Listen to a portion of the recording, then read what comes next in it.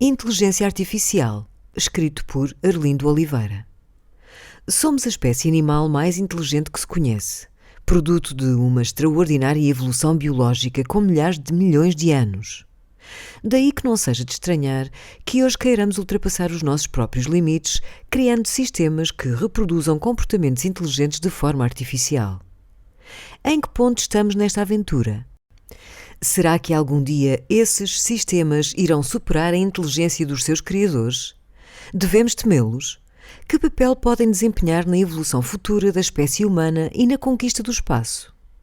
Este ensaio descreve de forma acessível o que é a inteligência artificial e a sua relação com a inteligência humana, assim como possíveis aplicações e implicações societais e económicas. Inclui uma perspectiva histórica e uma análise da situação atual da tecnologia. Reflete sobre as possíveis consequências do desenvolvimento da inteligência artificial e convida-nos a projetarmos a nossa inteligência no futuro. Este audiobook foi produzido a partir do livro publicado em janeiro de 2019. Na seleção de temas a tratar, a coleção Ensaios da Fundação obedece aos princípios estatutários da Fundação Francisco Manuel dos Santos. Conhecer Portugal, pensar o país e contribuir para a identificação e resolução dos problemas nacionais, assim como promover o debate público. O principal desígnio desta coleção resume-se em 2 palavras: pensar livremente. A Fundação nasceu em 2009, fundada por Alexandre Soares dos Santos e família, para estudar os grandes problemas nacionais e levá-los ao conhecimento da sociedade.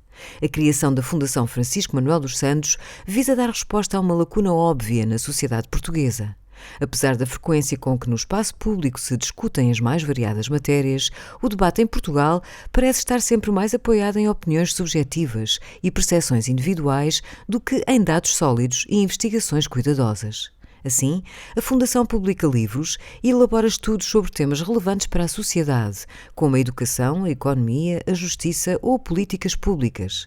Organiza encontros e debates, onde reúne e dá voz a especialistas nacionais e internacionais. Cria, compila e difunde dados sobre Portugal e a Europa através de várias plataformas. O objetivo último é contribuir para uma sociedade mais informada, reforçando os direitos cívicos dos cidadãos, a qualidade das instituições e o acerto das políticas públicas.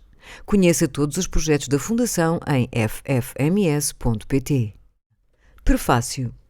Este livro pretende ser uma suave introdução a um dos temas que mais interesse tem gerado na última década e que se situa na fronteira entre diversas áreas científicas, entre as quais a computação, a matemática, a psicologia, a filosofia, a biologia e a medicina. A inteligência tem-se revelado uma propriedade difícil de caracterizar e de reproduzir, e ao longo das décadas foram propostas muitas abordagens para atingir o objetivo de replicar num computador o comportamento inteligente que caracteriza cada um de nós.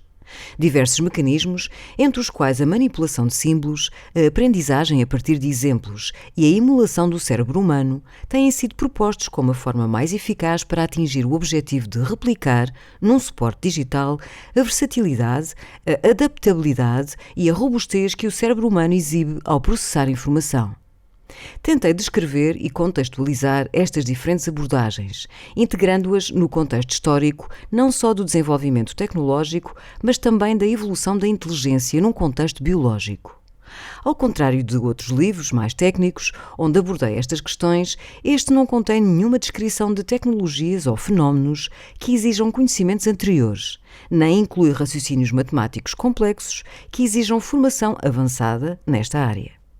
Qualquer leitor interessado na temática, mesmo sem conhecimentos específicos de engenharia, física ou biologia, pode usar este livro como ponto de partida para ficar a conhecer um assunto que é cada vez mais atual e importante, e para tentar obter as suas próprias respostas a uma pergunta fundamental.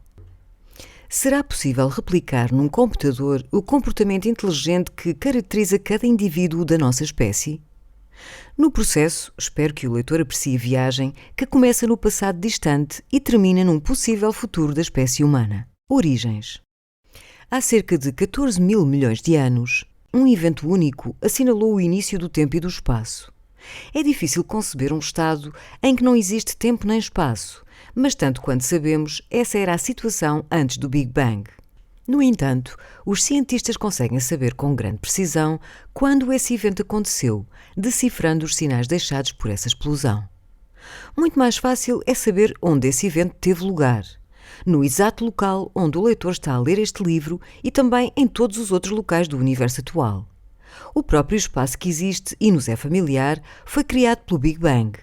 Este espaço expandiu-se, rapidamente a princípio e mais lentamente nos milhões de anos que se seguiram. A ideia de que o espaço e o tempo foram criados por este evento, por contra-intuitiva que pareça, corresponde ao nosso melhor entendimento da natureza do universo, sendo praticamente consensual entre todos os físicos e cosmologistas. Existem, é certo, teorias alternativas, mas a evidência a favor desta teoria é forte e pouco contestada. Sabemos também que, durante milhares de milhões de anos após o Big Bang, se formaram corpos celestes por ação da gravidade, que levou a matéria a condensar-se na forma de planetas, estrelas, galáxias e enxames de galáxias. Algumas das estrelas explodiram, milhares de milhões de anos depois de se formarem.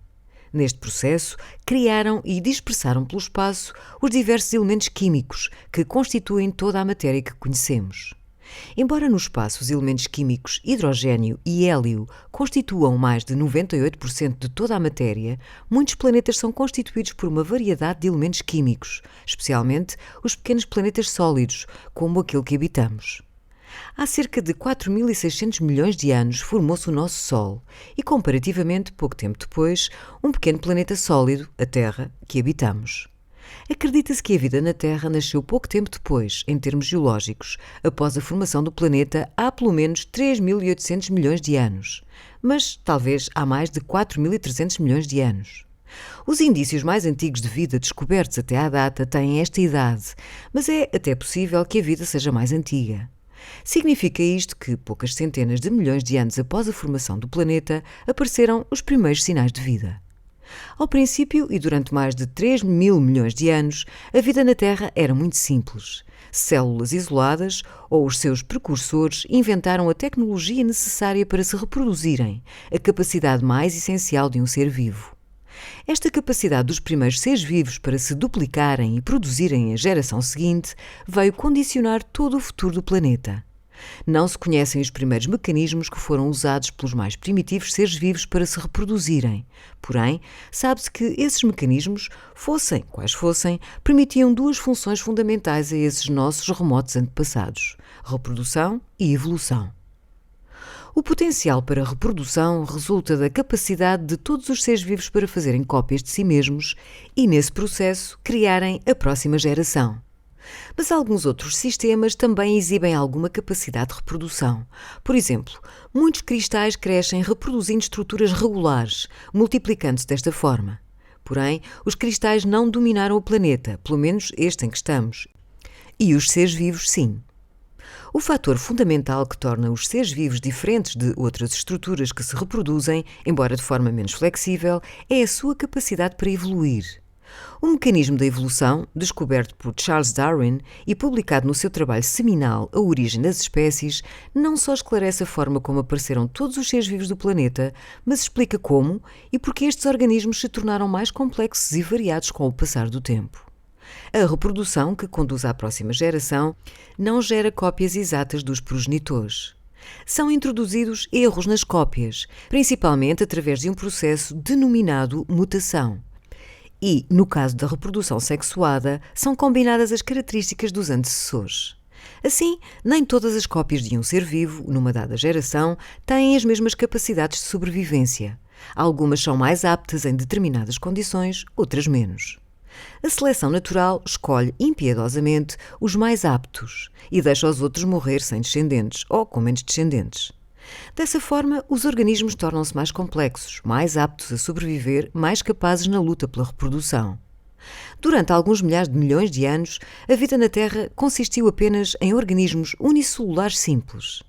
As células dos organismos vivos conseguem criar ordem a partir do caos. Nas palavras de Erwin Schrödinger, a vida é uma luta permanente contra a segunda lei da termodinâmica, que diz, em termos simples, que a desordem tem sempre tendência a aumentar. As células criam ordem e estrutura dentro de si mesmas, reduzindo localmente a entropia, uma medida da desordem de um sistema. A entropia total aumenta sempre de acordo com a segunda lei, porque as células contribuem para aumentar a desordem no sistema envolvente. A célula é a unidade fundamental da vida, mas o conhecimento deste facto é relativamente recente. Embora em 1665 Robert Hooke tenha visualizado células individuais ao microscópio, só em 1839 Theodor Schwann e Matthias Schleiden sugeriram que todos os seres vivos são compostos por células e que as células são os elementos fundamentais de todos os seres vivos, as duas primeiras leis da teoria celular. E apenas em 1850 ficou definitivamente estabelecido que todas as células têm origem em outras células, a terceira lei da teoria celular.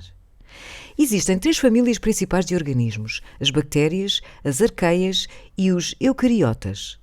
As células das bactérias e das arqueias, as mais primitivas, normalmente designadas procariotas, consistem numa parede celular, uma membrana de lípidos impermeável à água, que aloja toda a maquinaria de reprodução da célula. Esta maquinaria é muito complexa, mas consiste essencialmente numa molécula de ácido desoxirribonucleico, ADN, que guarda o código genético de cada organismo, e nas máquinas moleculares que permitem manter o organismo vivo e criar novas cópias de cada organismo no processo de reprodução. O ADN de cada célula, que é copiado de uma geração para a seguinte, especifica como se fazem as máquinas moleculares, proteínas, essencialmente, que constituem cada célula. Cada proteína desempenha uma função, ou várias, na célula, e é especificada por uma sequência de bases na cadeia de ADN. Uma base é uma pequena molécula, escolhida de uma de 4 possibilidades: adenina, A, timina, T, guanina, G e citosina, C. Cada bloco de 3 bases codifica um componente, um aminoácido de entre 20 das proteínas, que são os componentes que constituem uma célula. Estes simples organismos unicelulares não tinham vontade própria, nem sequer qualquer capacidade significativa de processar informação. Os seus sensores moleculares permitiam-lhe identificar fontes de energia, mas durante alguns milhares de milhões de anos, estes organismos proliferaram nos oceanos da Terra com um único objetivo: reproduzirem-se o mais possível.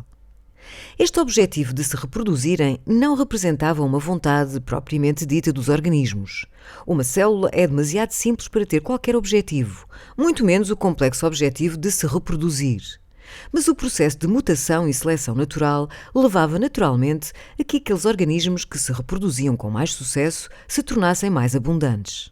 Os seus comportamentos, codificados no ADN, passavam para as gerações seguintes, num processo que teve como resultado fazer com que as características mais importantes para o processo de sobrevivência e reprodução fossem transmitidas para um maior número de organismos na geração seguinte. Hoje chamamos genes às sequências de ADN que definem estas características. Eram de facto os genes mais importantes que passavam de geração em geração, e era nestes genes que a seleção natural atuava. Os organismos podiam durar apenas semanas, dias ou horas, mas os genes, estas sequências de ADN que cada organismo transmite à geração seguinte, duram milhões de anos. Alguns dos genes que estão nas nossas células têm milhares de milhões de anos e foram herdados desses nossos antepassados distantes. Talvez há cerca de 1.500 milhões de anos, uma importante inovação teve lugar. Através de um processo que é apenas parcialmente conhecido, formaram-se células mais complexas que têm um núcleo, onde se encontra alojado o ADN, núcleo este que está separado do resto da célula pela membrana nuclear. Provavelmente, um organismo unicelular absorveu outro organismo unicelular diferente e deste processo resultou uma célula mais complexa e mais eficaz a reproduzir-se. Estas células, designadas eucariotas, entraram na corrida pela evolução, competindo e convivendo com as bactérias e as arqueias. Durante muito tempo, o planeta foi povoado apenas por estes 3 tipos de organismos unicelulares, que competiam pelos recursos existentes num processo evolutivo que durou muitas centenas de milhões de anos e que continua ainda hoje. Neste período, é muito provável que diversas vezes agrupamentos de células se tenham formado, criando organismos multicelulares. Existem diversas razões pelas quais a agregação de células pode ser importante de um ponto de vista evolutivo. A maior massa pode ajudar a esmagar a competição, e algumas células interiores poderão ser protegidas pelas exteriores.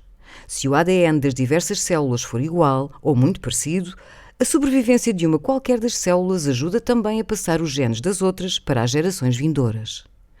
Provavelmente mais do que uma vez, grupos de células do mesmo organismo, com ADN igual ou muito semelhante, descobriram que podiam especializar-se. Por exemplo, as células mais próximas do exterior podiam desenvolver paredes mais grossas, enquanto as células interiores podiam pôr o seu esforço noutras tarefas úteis para o grupo.